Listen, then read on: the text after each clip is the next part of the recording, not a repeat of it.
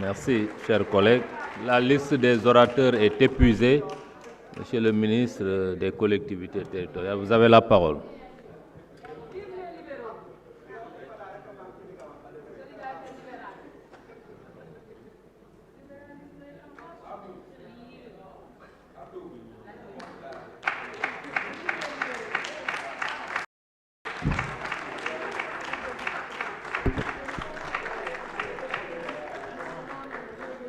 Monsieur le Président de l'Assemblée nationale, Président, avec votre permission, profiter de cette tribune pour encore une fois remercier le chef de l'État, son Excellence le Président, en nous nommant ministre de la République. Et comme j'ai eu l'occasion de le dire par ailleurs,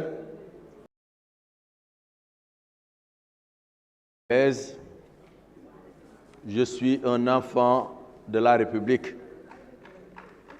et je resterai, tant que j'en aurai l'occasion, un enfant de la République. Monsieur le Président, Mesdames, Messieurs les députés, est en cours dans notre pays depuis 1872, quand les communes de Gorée et de Saint-Louis étaient créées. Et depuis lors, beaucoup de pas ont été accomplis dans le sens d'un approfondissement de la décentralisation, d'un renforcement de la décentralisation. Et tous les régimes qui se sont succédés à la tête du pays, chacun a posé des axes forts pour permettre aux collectivités territoriales, pour permettre aux maires qui administrent librement leur collectivité territoriale de se mettre au service de leurs concitoyens. Bien entendu, l'acte 3 de la décentralisation a été un des actes majeurs. En effet, cet acte a permis la communalisation intégrale, la création de départements, mais bien entendu, la vision du chef de l'État, le président Macky Sall, a introduit un élément fondamental, c'est l'équité territoriale, c'est la solidarité aussi entre territoires, c'est la solidarité entre collectivités territoriales. Bien entendu, il faut évaluer l'acte 3 de la décentralisation, consolider les acquis et corriger les imperfections notées ça et là. Et le gouvernement est dans ce processus d'évaluation de l'acte 3 de la décentralisation. Et cette évaluation a déjà permis l'annonce faite par le chef de l'État lors de la dernière journée de la décentralisation, à savoir la mise en route du PACASEN rural à côté du PACASEN urbain, mais aussi la fonction publique locale qui est en train de devenir une réalité et parfaitement gérée au niveau du Centre national de la fonction publique locale et de la formation. Je sais, Monsieur le Président, que le débat est organisé et que le gouvernement aussi a un temps de parole. Monsieur le ministre m'a dit tout à l'heure que vous pouvez prendre 20 minutes, lui il prendra 10 minutes. Donc en 20 minutes, il va être difficile de citer l'ensemble des honorables députés qui ont pris la parole et de répondre de façon spécifique à toutes leurs interpellations. C'est la raison pour laquelle, Monsieur le Président, vous me permettrez de résumer les préoccupations formulées par les honorables députés pour y apporter des réponses générales. Et bien entendu, mon cabinet et l'ensemble des services de mon département seraient disponibles dans le cadre d'autres rencontres, d'autres séances de travail et même d'autres occasions à revenir de façon spécifique sur un certain nombre de problèmes. Permettez-moi d'abord, Monsieur le Président, de clarifier qu'il y a des structures qui sont souvent citées ou des domaines qui sont souvent évoqués par les honorables députés et qui ne relèvent pas des compétences directes du ministre des collectivités territoriales, de l'aménagement et du développement des territoires que je suis. Bien entendu, au nom de la solidarité gouvernementale, je me ferai le devoir d'être votre porte-parole, votre interprète auprès de certains collègues qui sont comme moi dans le gouvernement. Préciser que les inondations sont gérées par le ministère de l'eau et de l'assainissement. Le découpage administratif est une prérogative du ministère de l'Intérieur. L'AGETIP est une structure importante, transversale, avec laquelle nous travaillons beaucoup, mais bien entendu, nous n'assurons pas la tutelle de cette importante structure. Le Procasef, Monsieur le ministre, il reviendra tout à l'heure, Monsieur le ministre des Finances. J'ai parlé tout à l'heure des inondations. Project 2 aussi relève du ministère de l'eau et de l'assainissement, même si l'ADEME, qui est une structure qui dépend de mon département, en assure la maîtrise d'ouvrage déléguée. Ces précisions étant faites, Monsieur le Président, je voudrais rentrer dans le vif du sujet en évoquant la grève des travailleurs des collectivités territoriales.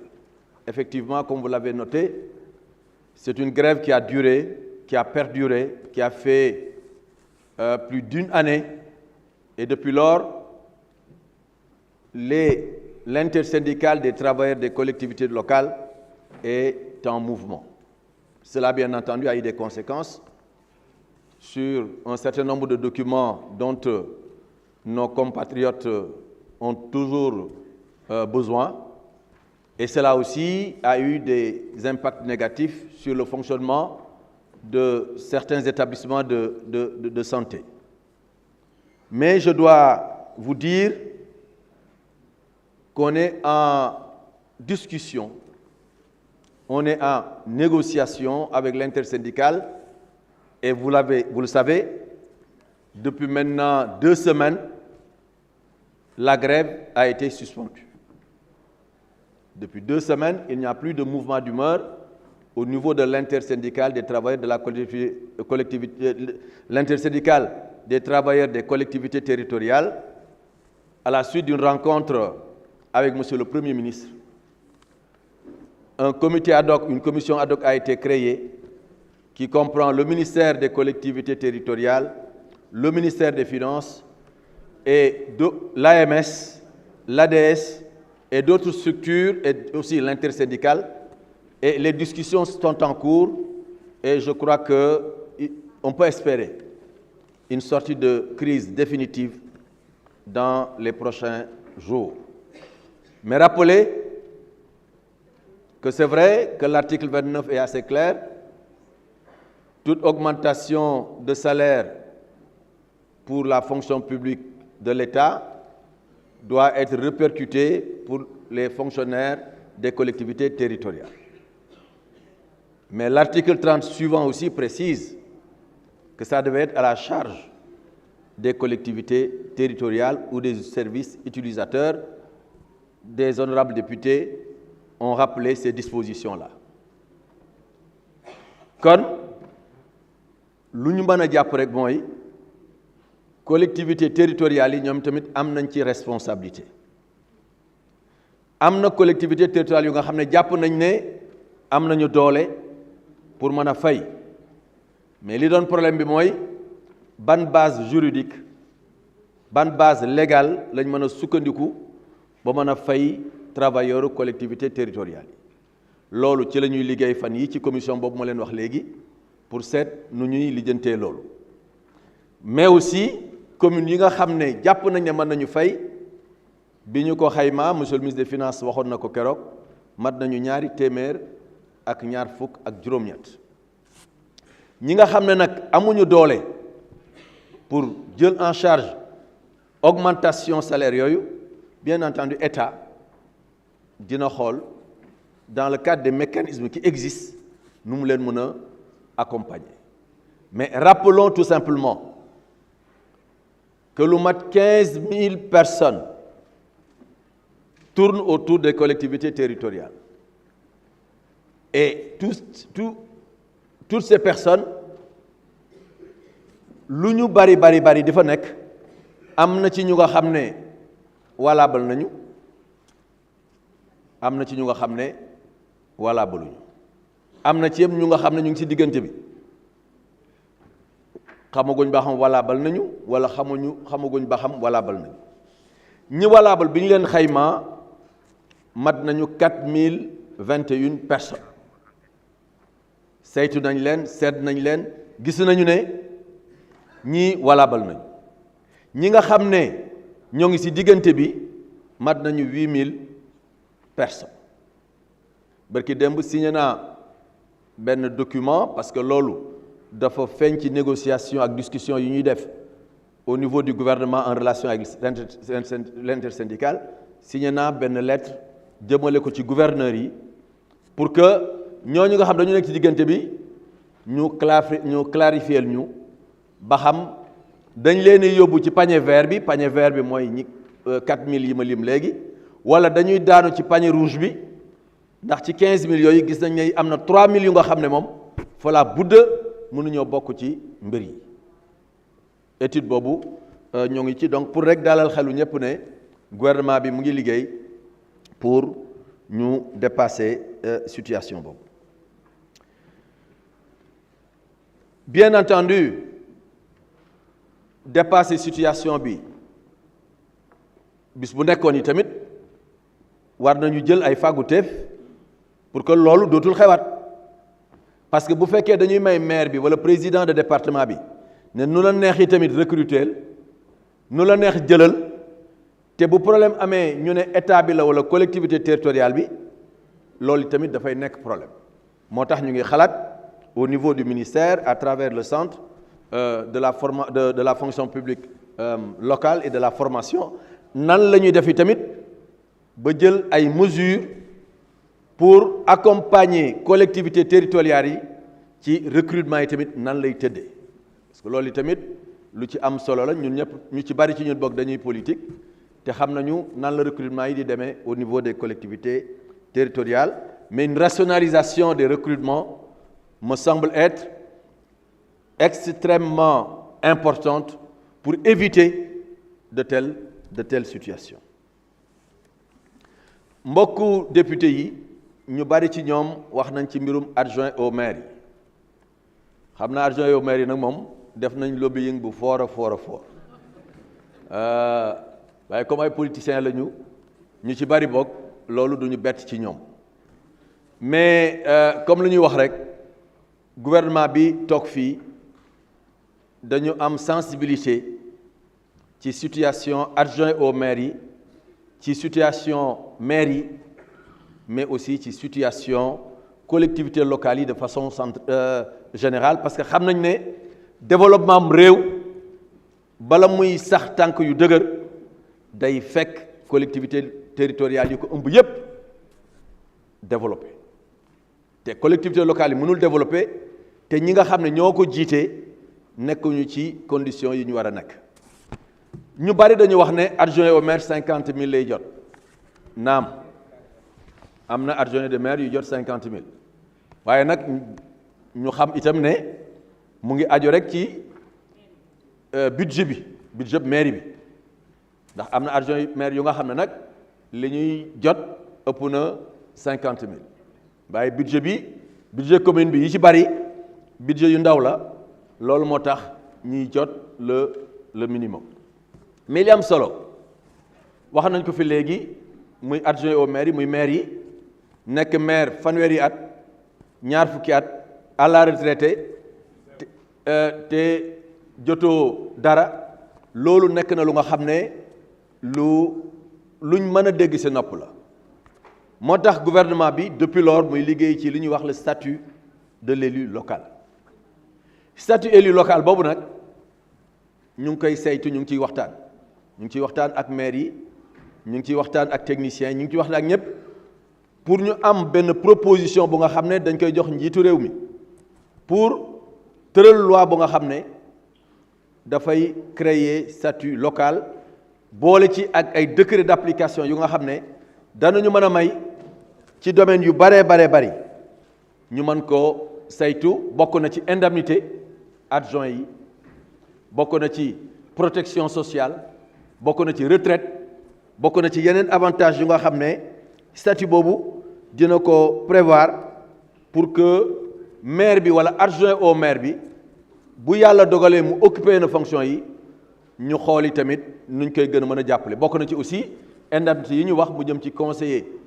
municipaux yi nga xam ne dañ leen di woo te souvent duñ leen jox dara bu session bi jeexee mais nag may fàttali rek ne fonction conseil municipal fonction bénévole la nit ñi nag daloon na ma ba ma nekkee beneen secteur ci bàjjanu gox yi ñu créé bàjjanu gox gaa yi kontaan ñu dem mu jàng ne wala nañ leen di mosal dara bon réew xaj na mooy doxee noonu mais ñu fàttali ko rek du ci wàññi dara aussi pour que nit ki bu jëlee responsabilité am ne dafay nekk conseil municipal aussi mu xam li nga xam ne moom la loi bi tëral bis bu loi bi soppeekoo nag aussi ñu appliquer li nga xam ne moom la loi bi wax mais jàpp naa ne ni ministres yi ak députés yi bu ñu à la retraité am dara jàpp naa ni tamit statut boobu ñuy waxtaane war na mën a ëmb lu mel noonu la coopération décentralisée wax nañ ko fi coopération décentralisée lu am solo la parce que luy dimbale collectivité territoriale yi moo xam département yi la moo xam maire yi c'est vrai coopération décentralisée bi Sénégal defee réforme ne léegi région amatul département rek moo am na ay coopération décentralisée yu taxaw mais barki démb bi ñu demee France ci assemblée ci salon des maires bi fa doon am na waxtaan yu bari yu nga xam ne waxtaan nañ ko fa pour seet nu ñuy régler lu mel noonu honorable député Alioune Gueye wax na ko léegi Lombardie mi doon c'est un exemple rek c'est pas parce que je suis de la région de Louga mais dama jël exemple parce que exemple boobu mun na servir pour d'autres régions Lombardie bi nga xam ne daf doon jëflante ak région Louga jëflante boobu mënatul dox parce que simplement léegi ñetti entité la ñu am muy Linguère di Louga di Kébémer mais li nga xam ne moom la ñu jàpp ne moo ko war a régler mooy li ñuy wax les ententes départementales dara teewul collectivité locale ñetti collectivité locale yooyu tey taxawal benn entente départementale su ko defee mën a tolloo ak Lombardie pour mën a continuer la coopération décentralisée am na entente du Sine ñeneen ñu ngi créé yeneen entente loolu dafa nekk lu nga xam ne moyen la aussi pour mën a continuer la coopération décentralisée. Monsieur le Président, Mesdames, Messieurs les députés, il a été beaucoup question de la SEL. La SEL est attendue. Attendue par les maires, attendue par tout le monde, par même les agents municipaux. Parce que certains maires, je crois, veulent faire comprendre aux agents municipaux que s'il y a des retards de salaire, c'est parce que la SEL n'est pas encore arrivée. Mais il y avait un petit blocage technique qui était relatif au guichet stabilisation. Parce que le guichet devait arriver à expiration. Et quand on avait envoyé les documents au ministère des Finances, effectivement, ils ont attiré notre attention sur cet état de fait, en disant que le guichet stabilisation est expiré, donc il faudra prendre d'autres modalités, d'autres dispositions pour pouvoir leur permettre de mobiliser la selle. Donc la loi, le Code général des collectivités territoriales, permet au ministre des collectivités territoriales de prendre un arrêté de prorogation de ce guichet stabilisation. Ce qui a été fait depuis la dernière semaine, nous avons adressé le courrier au ministre des Finances. Il vient de me montrer la réponse qu'il nous a adressée. Donc c'est pour rassurer les maires que cette question, elle aussi, est en voie de trouver une solution. Les ristournes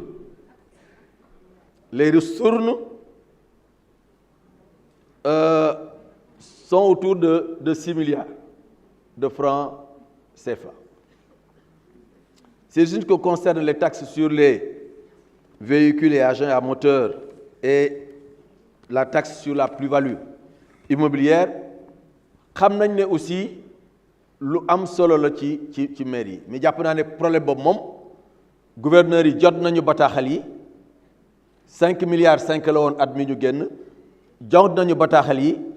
jot nañu liste collectivité territoriale yi collectivité bu nekk ak moyens yi nga xam ne wala boog ressources yi nga xam ne war nañ la ko ristourner gëm naa ne loolu yi tamit am na déjà peut-être ñu ci jotagul yi tamit je crois que mu ngi ci yoon. S'agissant de la question relative aux incohérences territoriales, xam nga Sénégal ni fi décentralisation saxe aussi bu njëkk ba mooy association villageoise la woon village tel boole nañu pour nekk commune ku gàtt xel da ngay jàpp ne soo génnee territoire village yooyu rek donc amatul limite wala boog limite bi kenn xamu ko ci noonu ci la communauté rurale ñëwee ensuite communalisation intégrale ñëw donc li nekkoon communauté rurale moo ëlbatiku nekk commune ci gox yu bare bari mais commune yooyu limite yi ñu doon am rek mooy commune bi daal mu ngi yem ca Daxaar gale wala mu ngi yem ca tali charrette bi comme ni ñu koy waxee wala mu ngi yem ci yoon bële loolu moo fi nekkoon bi nga xamee ne mbir moomu taxaw na président de la République jox ndigal ANAT agence nationale de l'aménagement du territoire ne ko loolu avec la modernité ak fi réew mi toll fi développement toll kenn mënatul am ay limites yu nga xam ne daanaka mën naa bouger tous les jours léegi ñu ne nañu am ay limites ak des coordonnées géographiques x y ANAT liggéey ci liggéey bu nga xam ne liggéey bu yàgg la liggéey bu yaatu la ba tey jii am nañu document bu nga xam ne commune bu nekk scientifiquement xam nañ foo tàmbalee xam nañ foo yam waaye xam nga document bu mel noonu nga xam ne dafa làmb Sénégal gi yépp am na ñu nga xam ne d'accord nañ ci maire yu nga xam ne d'accord nañ ci limites yi nga xam ne moo lañ leen jox mais bari na ay maire yu nga xam ne yi tamit comme dañuy xëccoo suuf ñoom ak yeneen dëkk wala ñuy xëccoo ay marché comme c'est le cas entre Wakhinane et Djiddah Thiaroye Kaw wala ñuy xëccoo yeneen infrastructure pour nag nga concilier toutes les positions forcément dina jël temps parce que du lu yomb parce que atte la atte nag soo koy def war nga sumb waxtaan war nga jël sa temps ba nga xam ne soo dogalee dogal bi dinañ ko nangu wala bokk ku ko nangul yi tamit ñëpp daañ xam ne xaj na moom moo nekkul si dëgg parce que incohérence territoriale yi du rek commune bii dafa duggante commune bële te xamuñu fu mu yem waaye am na commune yu nga xam dañ leen a wër ndombo dañ koy gis am na chef lieu de commune yu nga xam ni tamit dañu am li ñuy polariser dafa xaw a ndaw donc yooyu yëpp dañ koy saytu ñu ngi am nañu ay projet de décret ñu ngi ciy liggéey mais projet de décret moom projet de décret la tant que nekkagul décret mënuñu ko appliquer waxtaan wi sumb nañ ko bu yàgg incha allah daañu jéem a seet nu ñu ko accélérer pour que nu mu gën a gaawee ñu mën a régler problème incohérence territoriale. Bien entendu, ANAT, maa ngi jël temps jàmbur bi kon nag xaaral ma avancé. Alors PACASEN urbain am na 22 milliards 700 millions de francs CFA. PACASEN Pendel ñu bari wax nañ tudd ko xam ngeen ne Pendel mooy gérer PACASEN rural am na juróom-benni milliards pour ñu doon wax nañu yokk maanaam am na juróom-benni milliards am na milliards ak 100 millions fonctionnement tey tamit am na ay fonds d'équipement des collectivités territoriales lu toll ci milliards ak genn wàll tey am na yi tamit wax dëgg yàlla contrepartie bu nga xam ne PDZP muy programme bu ñu am contrepartie bi mën na 700 millions. Alors monsieur le président, mesdames, messieurs les députés, li ma ci bëggoon a yokk rek ngir jeexal mooy ANEC muy agence nationale de l'état civil. fonds yi du ma ci ñëwaat parce que wax nañ ko waxati ko xam ngeen fonds de dotation de la décentralisation nga xam moo war a gérer les compétences fan la tolloon en 2012 ak fan la toll en 2023 16 milliards tey on est à 30 milliards. Fonds d'équipement des collectivités territoriales 12 milliards 500 tey on est à 39 milliards. wante nag réforme yi ñuy def pour que ni ñu koy indexé ci TVA bi mu jóge 3,5% dem 10%. dama bokk ci ñi nga xam ne dañu wax ne tey bu ñu xoolee li PUMA di def xool li PUDC di def xool li PNDL di def xool suñu structure li ñuy def yaakaar naa bu ñu ko xaymaa war na romb tey 10%. ANEC mu nekk kuréel bu nga xam ne moom tamit bu am solo la li ñu bëgg mooy affaire état civil ñu moderniser ko ñu informatiser ko ba tey yow boo soxlaa sa kayit man mi dëkk Daaru Musi su ma soxlaa sama kayit fii ci Ndakaaru war naa ko mën a jot te duma dem ba Daaru Musi loolu nekk na lu nga xam ne révolution la nar a nekk te yaakaar naa li ñu waroon jël en terme de mesure muy ay ordinateur muy ay imprimante tey jii am nañu ko signé nañu convention ak waa Senum pour xool nu ñu renforcer connectivité entre les centres d'état civil yi nekk ci biir réew mi bari na ay centres d'état civil yu nga xam ne incha allah daañu leen connecté. Maintenant monsieur le président Rufisque comme li ma waxoon keroog laay wax je suis prêt à recevoir le maire mais comme ni mu ko annoncé suñuy service ak service su trésor liggéey nañu te xam nañu ne correction incha allah dina am. Le statut particulier de Mbacké du département de Mbacké bien entendu il faut en tenir compte. Pour terminer la route l'axe Darou Moussi Ndindi, monsieur le député Cheikh Seck, c'est une préoccupation que nous partageons depuis 1998 et ñu ngi ci ay mbir yu nga xam ne bu sotee jàpp nañu au moins bu ñu amagul goudron daañ mën a am rang-rang ci at ak weer yi nga xam ne moom la ñu jëm. maa ngi leen di gërëm di leen sant monsieur le président. Merci. Mesdames, messieurs les honorables députés maa ngi leen di gërëm di leen sant ci kàddu yu rafet yi ci wax ju rafet yi ci remerciement yi ci félicitations yi ci ñaanal yi. incha allah daañu góorgóorlu ba mériter la confiance placée en nous par le chef de l'État son excellence Macky Sall jërëjëf. Merci. Vous nous avez annoncé 10 minutes mais